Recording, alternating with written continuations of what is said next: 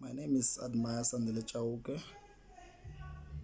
I was born in the year 1992, November, at a village called Siyandhani, which is a walking distance to Giyani town. Actually, it is the only village that is connected to town. Actually, Giyani town is said to be on the land of Siyandhani. So I was born in that village in 1992, and I went to a preschool in 1997. By then it was still called Siyandhani Preschool, but now it's called Siyandhani Early Learning Center, something like that. So I was born in a family of how many were we? Less than 10 by then. So the brother of my father moved in 1993 to a new stand, and then my father, since he's the last born, he was left there to raise us and take care of his mother and father, who were then pensioners. So growing up in that family, there was nothing difficult. My grandfather was a person who loved disciplined children. He has raised a lot of other children who were of his kids from his brother's side, from his sister's side, who grew up, in the same family or home that I grew up in. But when we were still young, these people were adults now and had to go back to their parents, or others had to have their own stance somewhere. But I've experienced love in that family than hate. And my grandfather was giving. He was always available to lay a helping hand, because he worked for the Palabora Mining Company, and then upon the retirement, he was selling vegetables and fruits. He also had a farm, and from his business and the production in the farm, he would give people food. That I have witnessed. So I grew up seeing him taking care of a lot of people, and he was very strict. He wanted everyone around him to be disciplined. I've witnessed him lashing a lot of people. He was known for his shambok, because that's how he wanted young people to grow up disciplined and respecting adults and the norms of the village. So this is not about him. This is about me telling my story. So growing up in that village has had a lot of influence on shaping me, or how I am today and how I grew up. Sorry. So I went to a preschool, Siyandhani Early Learning Center, as it is called now. Back then it was Siyandhani Primary School, Siyandhani Preschool. And then from there I went to a primary school called Risenga Primary School. In 1998, they were still completing a new block. It was one block, and the rest of us were learning under trees. So I've experienced that thing of learning under trees. So my parents also took care of me in a very dignified manner, I can say, because they made sure that I fit in everywhere I go. I never lacked in my life. Since I started to distinguish between right and wrong, since I started to memorize things in the early 90s, in as much or as far as I can remember, I've never suffered. They might have, but trying to make sure that I grow up the way they wish I would or I could. So they were very instrumental in making sure that I go to school. I have everything that a learner must have. So I think it has helped me to focus and to make sure that I don't repeat any grade in primary school, because I understood their support very much and I acknowledged it. And in return, on my side, I just had to pass. So grade 1, grade 2, we did it in a classroom. And then grade 3, just like that. I had friends and I started playing soccer, but I was not good at primary school until my father, because he was very supportive, realized that no, I am now playing soccer. I now have friends since I was going to primary school, and then he started buying soccer balls. And my grandmother was very protective. She didn't want us to go and play far where she couldn't see us, or where when she wanted us she couldn't find us. She wanted to always see us play, closer to home.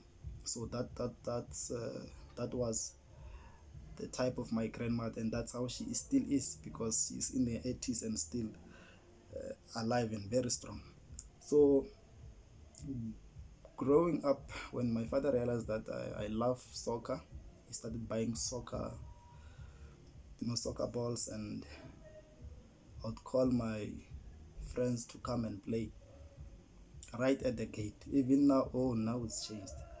If you could go a few years back, you would see the fence, the condition of the fence. You would realize that no, we used to make it our goalposts. So the way it was before it changed. You could see that no, people used to play soccer here, and that was more than 20 years ago.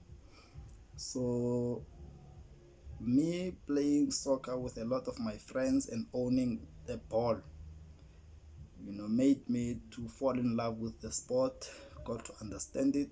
The more I played, then the more I became skillful, and I realized that no, maybe this is my talent, and I was convinced. But I never went through trials when I was still young. What we did is that in primary school we played for a soccer tournament. It was called Chepis, where we used to compete other primary schools, but we did bad because in a rural village a lot of us did not have soccer boots.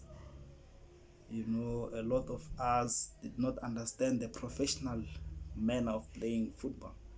So always schools from Guyana town will always defeat us and proceed to the next rounds or next levels. So in 2001, July, I lost my grandfather. May his soul rest in peace. And my father now was the breadwinner, and he had to move from Credit Build in Guyana town to work for a hardware called Africa Hardware in Makado. So he worked there for 17 years. So the very same year, he realized that now it's upon him to take care of the whole family, since the old man passed on. He had to take care of his mother, my mother, and us. So he had information that Chief Siyandhani was giving people land to farm. So there is still land that is idling. So there was land that was idling back then, which was left by white people who used to farm there. So my father and Shivambu and all others were some of the few people who rose their hands to say no, we are willing to farm.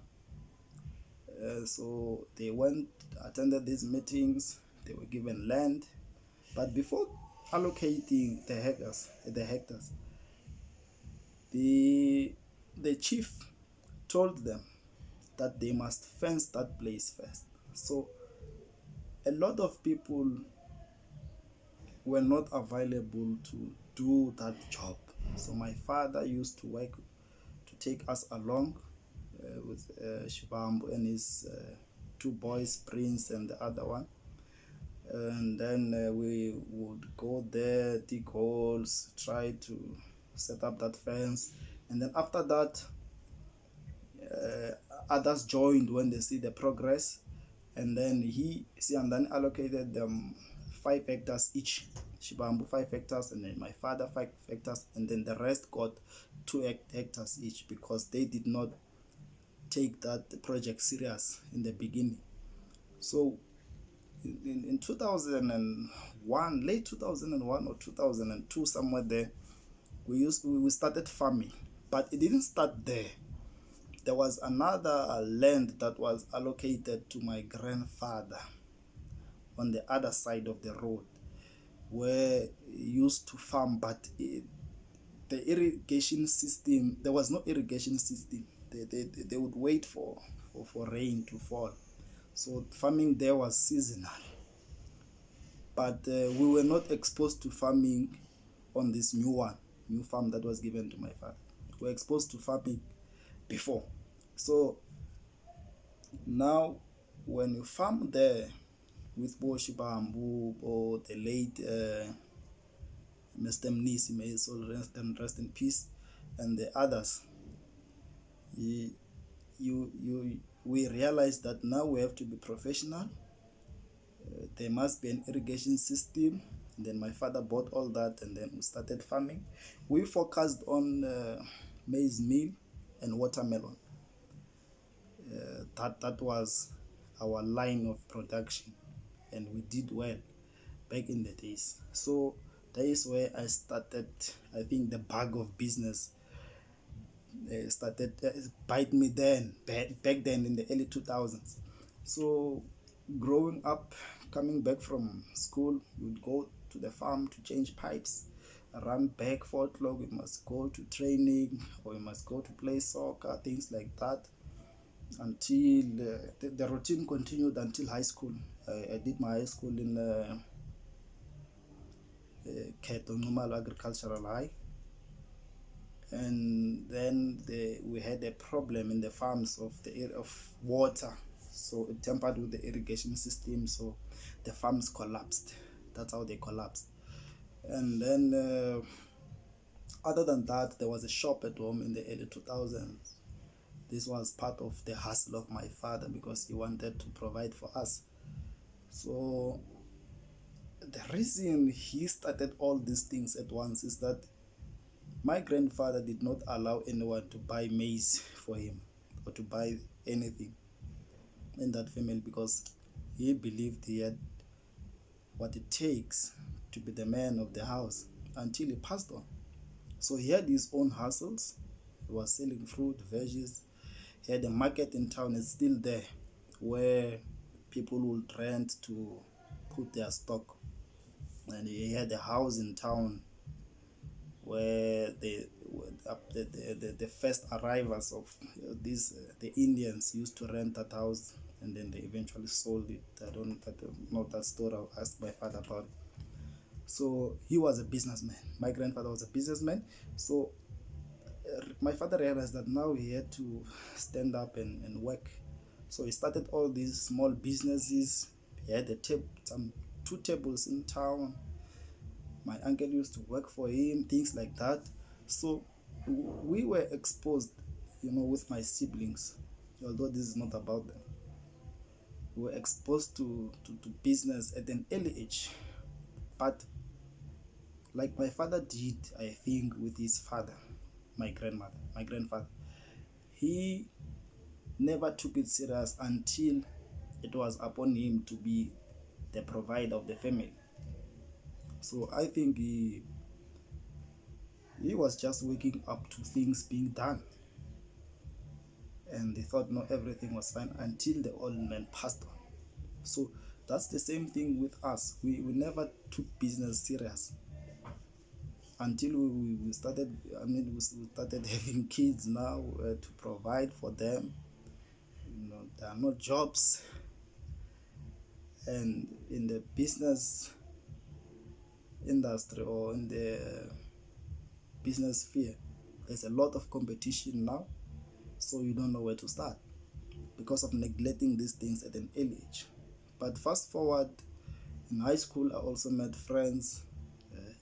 Others are lawyers, others are artists, others are working for government, others are working in the private sector, and so on. And I'm grateful for that experience. Even so, in high school, in 2006, 2005, I went to Kheto, Nxumalo Agricultural High School. I met new friends. 2006, 2007, I was doing grade 10 and I failed. So this is where I was drinking heavily. So I started drinking in Tanin, December 2005, with my cousin X. So he came back.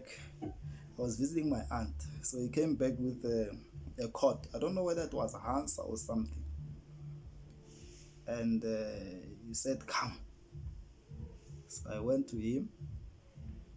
And then he said, yeah, drink. I don't know what got into me. And I drank. And then when I tried to give him that beer, it nearly fell, and he grabbed it. He said, no, you must hold it tight. And then I went with him, and then I think he bought a Palpel, something like that, in 2005 December. So when I came back home,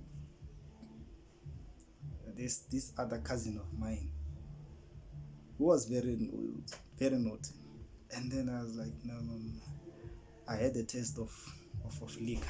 Let's go and buy them. So we went to a tavern, Sega Tavern, and then we bought a quart. I think it was a quart. Drank and started there, but it was occasional. So going, to high school, I met a lot of friends who were drinking almost every weekend. Like, they were drinking like adults. I don't know what their problem was. So 2007, we were drinking a lot. We were heavy drinkers. We would go with casual clothes on Fridays. And then from school, we'd go to, what was this thing called? Mangombe, Bushar. Bus rank bottle store. And drink. And then that would continue over the weekend. It was bad. We failed. That was the first time I received a report saying I have to repeat the same grade. So 2008, when we went back, I realized that everyone who I was studying with the previous year is still there.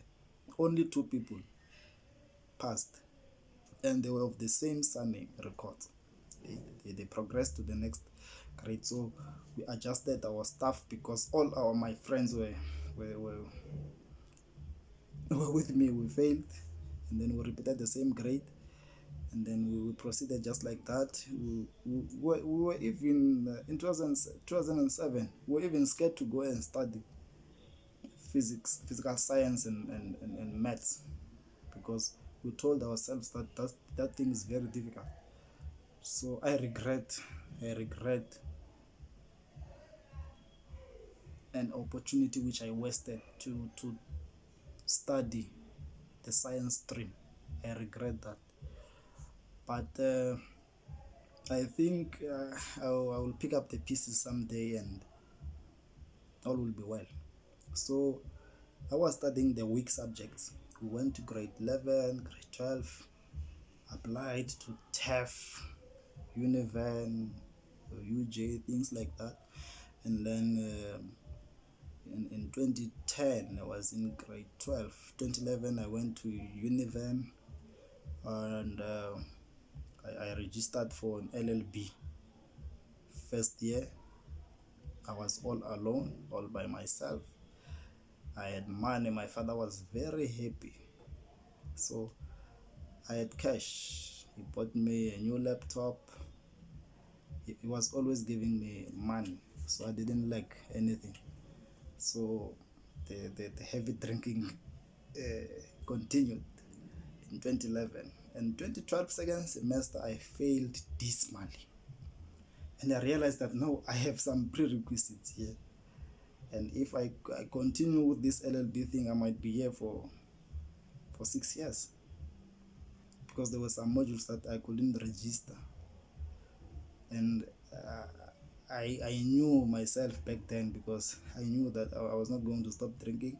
I had to come up with a way to complete at least in 5 years, because I've wasted a year. So I switched from LLB to BA Criminal Justice. I got some credits. I did it in record time. So in 2015, that was my final year. I decided that I should register the modules that I'm left with to complete my LLB, and I realized that no, they say I must come back to school again. I am tired of this thing, so I didn't. And then in 2016 I graduated, got my license the same year, and then now it was job hunt. But in university I did a lot of things. This includes selling everything that students need. I used to sell. So I had a small spaza shop, because I had the background on how to do business. So I set up my own spaza shop. I was selling, I think, for 2 to 3 years. My final 2 to 3 years, I was selling cigarettes, airtime, data. I bought my first flash device out of money that I made through selling things through that spaza shop. And I bought in 2013, I think I bought 2013 or 14. I think it was 2014. I bought a refrigerator at home, because now I had a daughter, so I had to buy snack and things like that. So I bought a fridge and some other furniture things while I was still a student, selling things for other students. So the reason I started selling is that my father realized that he was giving me a lot of money, and then he cut everything. He was giving me 400. So with this 400, I had to live. I had to drink. I had to buy food, clothes, make copies, and all that. So I started a business. I bought a big copier, and now I was making money out of copies, typing assignments, and things like that. And I also was selling data, eggs, archer, snacks, what else, cigarettes, and the other stuff. So we're selling. And at home, my parents had this information that where I stayed there's a shop, but they thought the shop belonged to Robert Mahori. So one day I was at home. Robert Mahori used to pass by home when he was home, maybe on weekends, because we're in the same university. Would pass by. Maybe I'll tell him to come with maybe Mkusa or things that they wanted him to carry for me. So they had this information, but they never asked him. But I will confirm with him if they once asked him. So one day I was at home, and then they said, we heard that Robert has a shop that side. Is it true? And I was staying with Robert Mauer. But I had the shop, and then I said, no, it belongs to him. Those people, he has a lot of friends there, so he also has a shop. His friends support him. I'm just staying there. I don't even sell. So I finished school without telling my family about this shop that I was running in university. But my wife knows, and she knew back then that I was making extra cash out of that. But after graduating, it was time to market for a job using that certificate, a degree which I obtained in university. But there's also one thing that I'm forgetting. So I said that there was a shop at home. So there was a time when no one was running the shop at home, and it cracked, and then we demolished it. In 2012, we bought, it was late 2012, we bought a frying machine, and we started selling chips at home. And in 2013, it grew to include few snacks, and now it was a big table. During recess, I would take the table to the gate, and then I would also grill chicken feet, because I've never had pride to say I can't do that because I'm in university, or I can't do that because I have a degree. No. I've never been that type. I've always been working. These are my hands. I'm that tough guy who doesn't look tough. So I would sell, and then my father decided that, no man, why don't we build a shop again? This time around it must be next to the gate. So it was just like that. It was built, and then I brought my machines back. They didn't ask where they come from. I don't know why. I will ask them. I'll ask my parents why they didn't ask where these things come from. But we started selling again. The first day we sold 44 rand something, I remember, out of snack. So even that shop, it was, sometimes on, sometimes off. We didn't make profit out of it. We were just selling and then trying to expand, but it's still there. So in 2017, I went to Pretoria trying to apply for jobs, and then I got something at the Department of Education in the Wombeni. And when I got that money in 2017, I registered my first company. I registered my company, Transparent One, which I think now is in the registration process because it never made money. So I registered my first company, Transparent One. The idea of that company was to apply the knowledge that I believe was applicable back then, which was investigations and related matters. That's how I registered it. But I ended up doing events because that's what was in demand in 2017. So I bought stretch tents. I started doing that business. 2018, I went into poultry. I did chicken. 2019, I received a call from the Department of Correctional Services, and because I applied back then, I don't know why it took them almost 2 years to call us.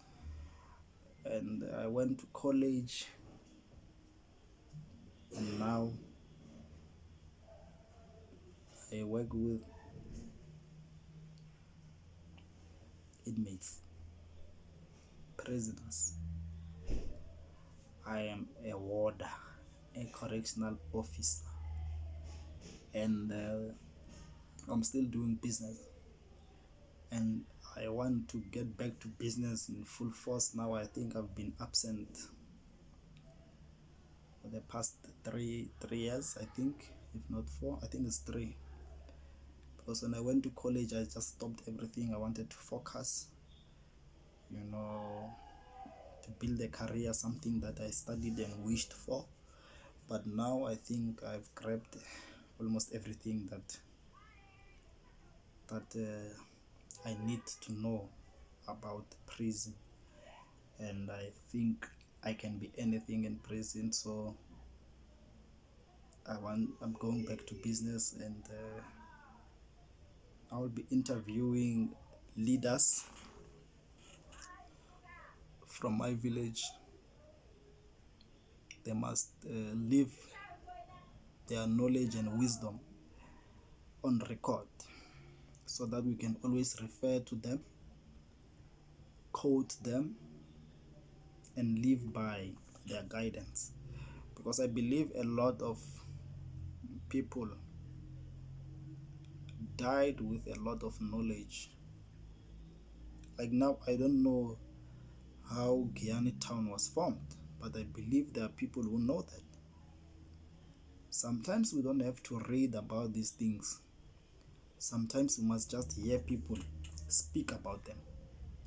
So I believe that I should afford these old people an opportunity to speak about various topics, to speak about, anything that is of concern, to speak about the first family to arrive in my village. Why that village is called Siyandhani today? Why were there those conflicts? When did this family arrive here? When did that family arrive? Some people are doing business. How did they start their businesses?